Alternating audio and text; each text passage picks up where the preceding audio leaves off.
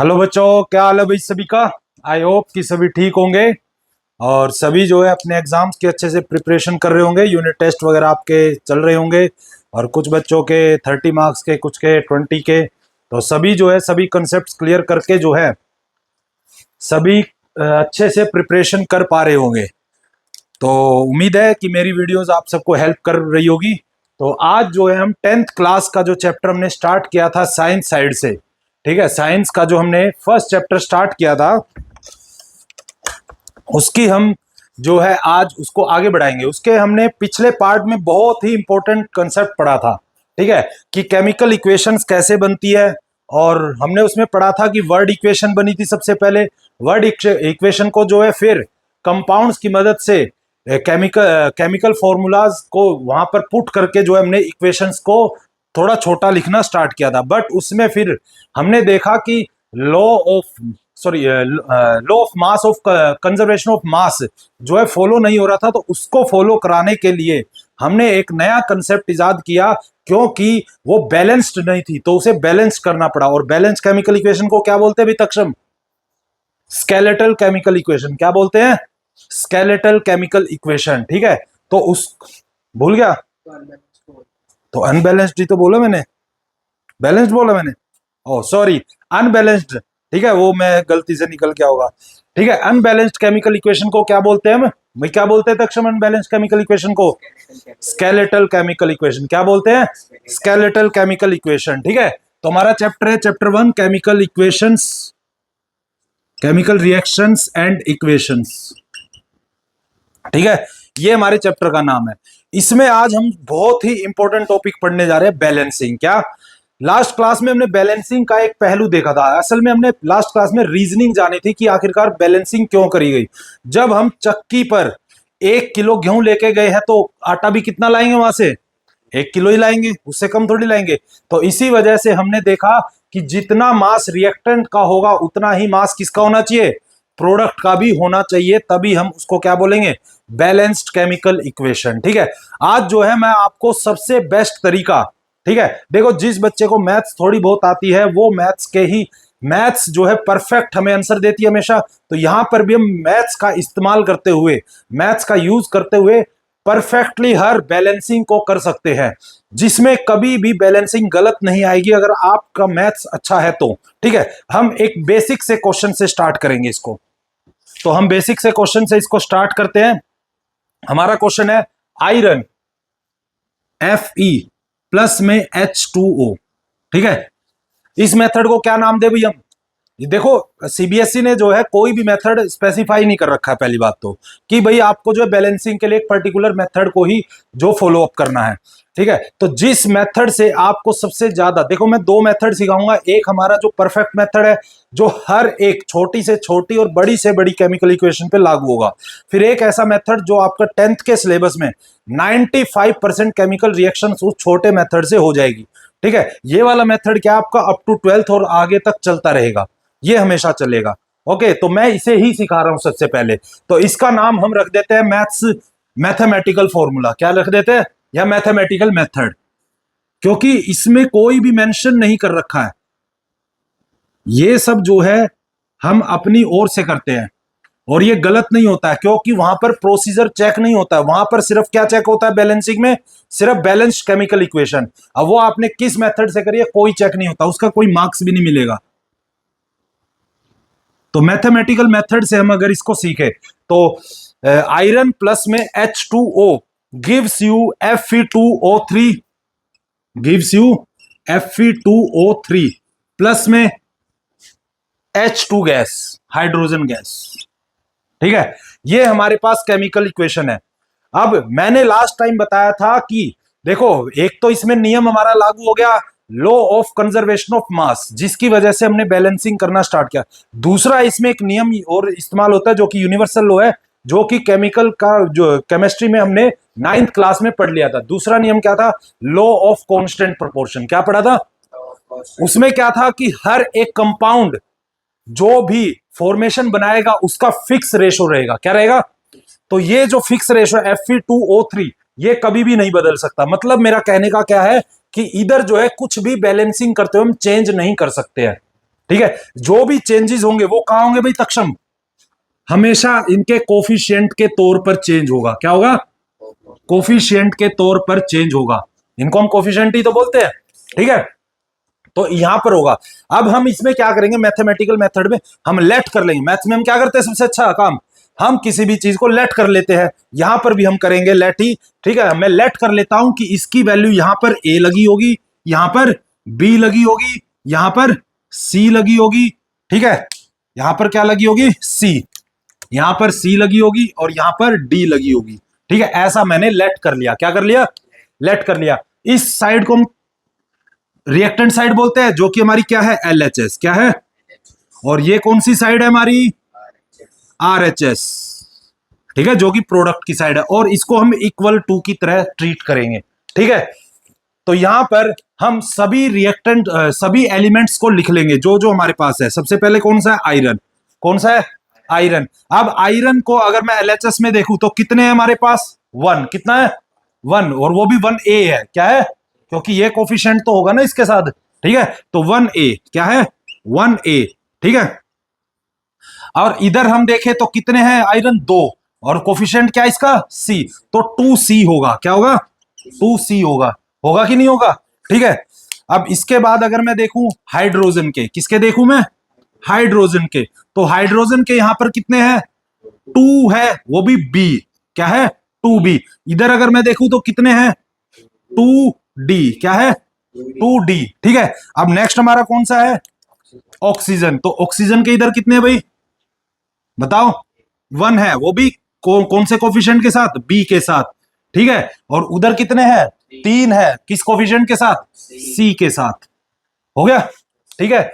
अब हमें यहां पर दूसरा नियम क्या फॉलो करना, यहां तक देखो बिल्कुल सिंपल था कि भाई एलएचएस को इधर लिख लिया, आरएचएस वालों को इधर, बिल्कुल इक्वेशन बन गई।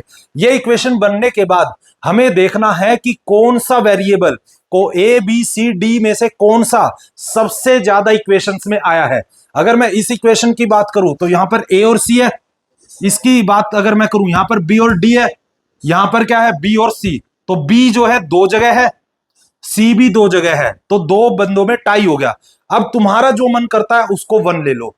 क्या कर लो, 1 ले लो। लेट करना है हमें, फिर से इसको क्या करना है, ठीक है। एक वेरिएबल को हमें लेट करना होता है जो कि मैक्सिमम टाइम्स है। अगर टाई हो जाता है तो अपनी श्रद्धा से तुम कर सकते हो भी, ठीक है। इसका अगला लेवल जो होगा वो थोड़ा हार्ड होगा, उसमें कैसे डिसाइड करेंगे वो भी हम दिखाएंगे। ओके, सही चल रहा है सब, ठीक है ना, कोई दिक्कत तो नहीं आ रही, ठीक है। हाँ कोई बात नहीं, ठीक है। तो मैं यहां पर बी को ही 1 मान लेता हूं। क्या मान लेता हूं, बी 1 हो गया हमारा, ठीक है। मान सकते ना इतना तो, ठीक है। अगर मैं बी को 1 मान लेता हूं तो सी की वैल्यू क्या होगी, 1 इंटू 1 क्या होगा बी में, 1। तो ये 1 इक्वल टू 3C होगा। तो यहां से सी की वैल्यू क्या आ जाएगी, 1/3। क्या आ जाएगी, तो यहां पर हमारी 2 बी और सी की वैल्यू आ गई, बिल्कुल, ठीक है। अब दूसरा नियम हमारा, अब अगर मेरे पास सी की वैल्यू आ गई है तो ए की वैल्यू आ सकती है, क्योंकि 1 इंटू ए क्या होगा, ए के बराबर ही होगा। तो 2 इंटू सी की वैल्यू क्या आई थी अभी, 1/3। तो ए इज इक्वल टू 2/3। ये हमारी, देखो जिसकी वैल्यू आ गई हमने उनको सर्कल कर लिया। अब मैं डी की वैल्यू निकालूंगा। डी की वैल्यू निकाल सकते हैं ना आराम से। बी की वैल्यू क्या है, 1, तो 2 into 1 is equal to 2D, ठीक है। अब 2/2 इज इक्वल टू डी हो जाएगा। डी की वैल्यू क्या आ जाएगी, 1 आ जाएगी। तो ये आ गया हमारे पास, आ गया कि नहीं आ गया है, ठीक है। तो इतना होने के बाद अब इन सभी वैल्यूज को, ए बी सी डी की वैल्यू को वहां पर पुट कर देंगे हम। कर देंगे कि नहीं कर देंगे, ठीक है। अब इसको कर देते हैं यहां पर, तो इसको हम दोबारा लिख लेते हैं। Fe प्लस में H2O gives you Fe2O3 plus में H2। तो ए की वैल्यू क्या आई थी हमारे पास, 2/3। क्या आई थी, 2/3। तो यहां पर 2/3 लिख देंगे। बी की वैल्यू क्या आई थी, 1, ठीक है। और सी की वैल्यू क्या आई थी, 1/3। और डी की वैल्यू 1 आई थी, तो यहां 1 लिख दिया, ठीक है।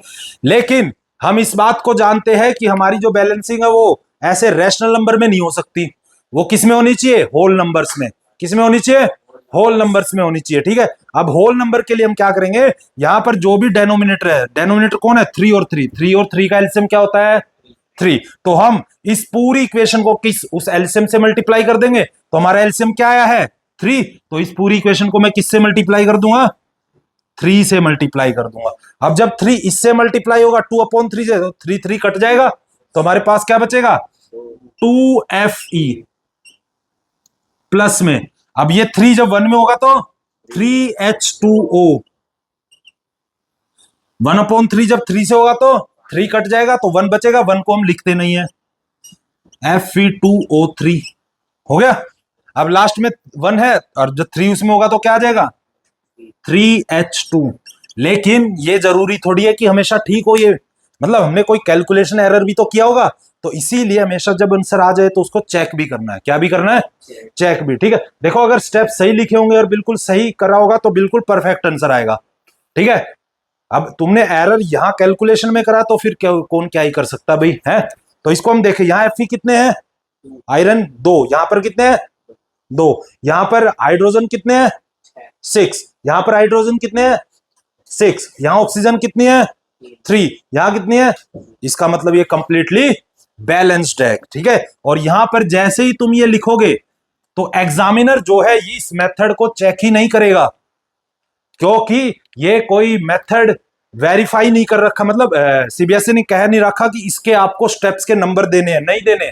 वहां पर नंबर किसके मिलते हैं, सिर्फ इसके। यहां पर अगर आंसर पूरा ठीक है तो पूरे मार्क्स मिलेंगे, तो 2.5 से 3 नंबर की बैलेंसिंग आती है। अब की बार कितने की आई थी भाई तक्षम, 3 नंबर की बैलेंसिंग आई थी।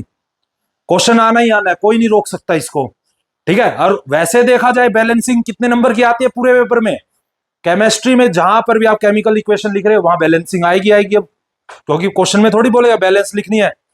अब ये मान के चलो कि केमिकल इक्वेशन जब भी लिखोगे केमिकल रिएक्शन को, वो बैलेंस्ड ही लिखी जाएगी, चाहे वो बोले या ना बोले। अगर बैलेंस नहीं होगी तो आंसर मतलब उसमें तुम्हारा नंबर कटेगा ही कटेगा, ठीक है। तो ये समझ आया, ये मेथड बिल्कुल सिंपल है, इसे मैथमेटिकल मेथड बोलते हैं हम, ठीक है। इसका एक और क्वेश्चन करके देख लेते हैं हम, ठीक है। एक और क्वेश्चन करते हैं, बता भाई कौन सा करना है तक्षम, वही वाला कर ले, हैं वो हार्ड वाला जिसमें इक्वेशन बनेगी, है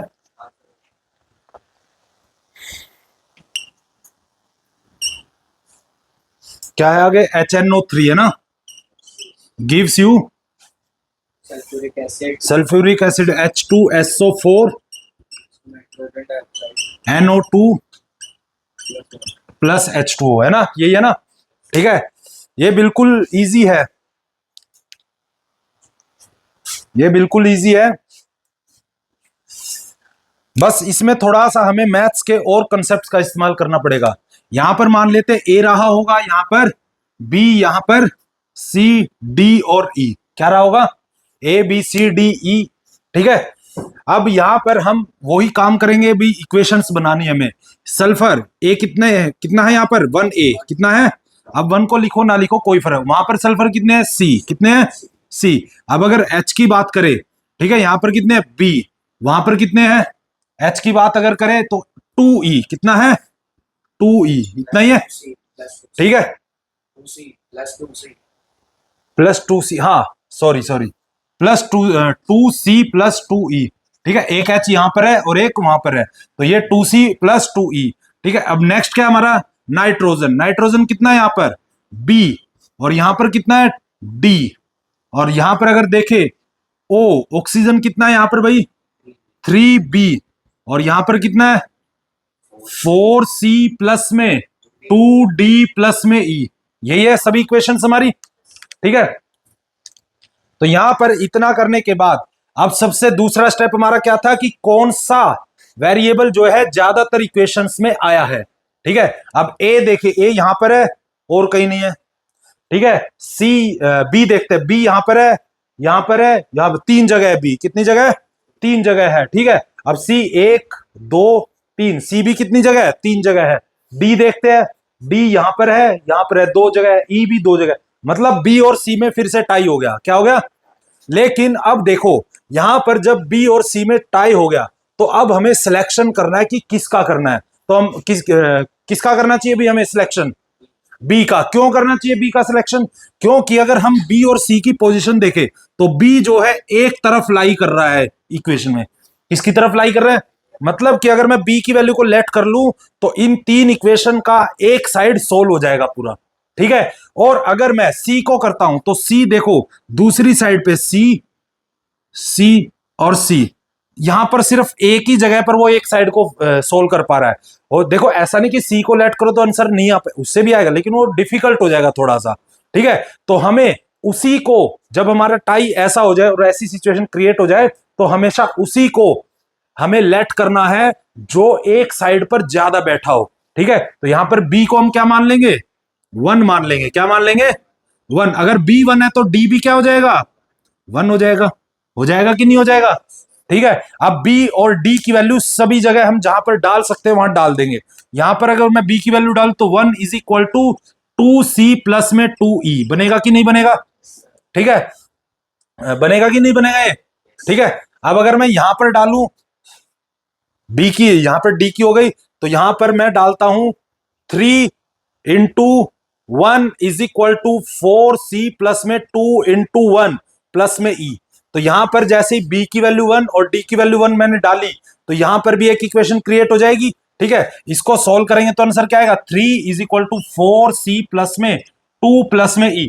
अब ये 2 प्लस है, इधर आगे क्या हो जाएगा, तो -3 - 2 क्या होता है 1 is equal to 4c plus में e। आ गया कि नहीं आ गया, ठीक है। अब यहां पर ध्यान से देखोगे तो ये और ये दोनों इक्वेशन सेम वेरिएबल्स की है। किन की है, यहां पर भी देखोगे तो c और e है और यहां पर भी देखोगे तो c और e है, ठीक है। तो यहां पर हम जो है मैथ्स का एक कंसेप्ट हमारा 10th में, ठीक है, कौन सा मेथड है, एलिमिनेशन या फिर सब्सटीट्यूशन, उनमें से कोई भी मेथड आप लगा सकते हो, ठीक है। हम जो है यहां पर एलिमिनेशन मेथड लगा लेते हैं। क्या लगा लेते हैं, अब मैं दोनों इक्वेशन को यहां लिख लेता हूं, ठीक। तो मेरी एक इक्वेशन है 2c प्लस में 2e इज इक्वल टू 1 और दूसरी है 4c प्लस में e इज इक्वल टू 1, है कि नहीं है, ठीक है।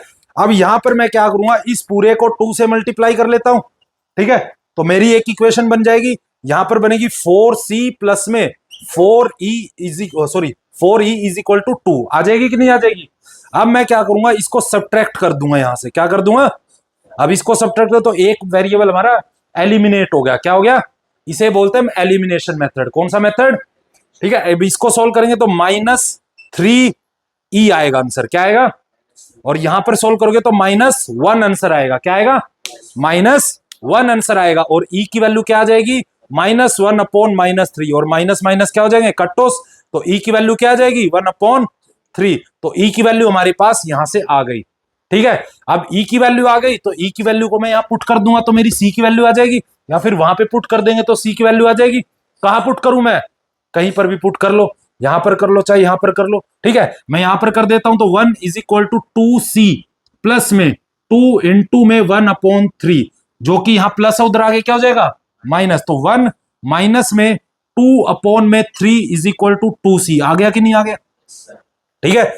अब यहां पर हम इसको निकाले तो 3 माइनस में 2 हो जाएगा कितना 1, ठीक है। तो इसको हम लिख देंगे 1/3। अब ये 2 यहां मल्टीप्लाई था, इधर आगे क्या हो जाएगा डिवाइड, और नीचे वाले के साथ मल्टीप्लाई हो जाएगा। तो c की वैल्यू क्या आ जाएगी 1/6 आ जाएगी। आ गई कि नहीं आ गई, ठीक है। अब जैसे ही इतना आएगा c की वैल्यू आ जाएगी तो हम a की वैल्यू भी सेम लिखेंगे, क्योंकि a किसके बराबर है, c के बराबर है। a की आ गई, b की आ गई, c की आ गई, d की आ गई, e की नहीं आई, e की भी आ गई, मतलब सभी वेरिएबल्स आ गए हमारे पास। अब हम इनको यहां पुट कर देते हैं, ठीक है, कर देते हैं। तो यहां पर सल्फर को मैं लिखता हूं सल्फर प्लस में HNO3 gives you H2SO4 plus में NO2 प्लस में H2O।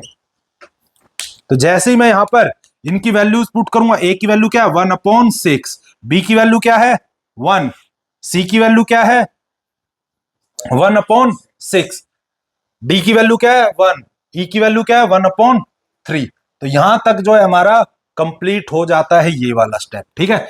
लेकिन मैंने बोला था कभी भी रैशनल नंबर्स बैलेंसिंग में नहीं आते, तो हम क्या करेंगे 6 और 3 का क्या लेंगे एलसीएम क्या होता है, 6 और 3 का एलसीएम 6 होता है। ठीक है, तो यहां पर हम इस पूरी इक्वेशन को किससे मल्टीप्लाई कर देंगे, 6 से मल्टीप्लाई कर देंगे और हमारे पास नई इक्वेशन आ जाएगी।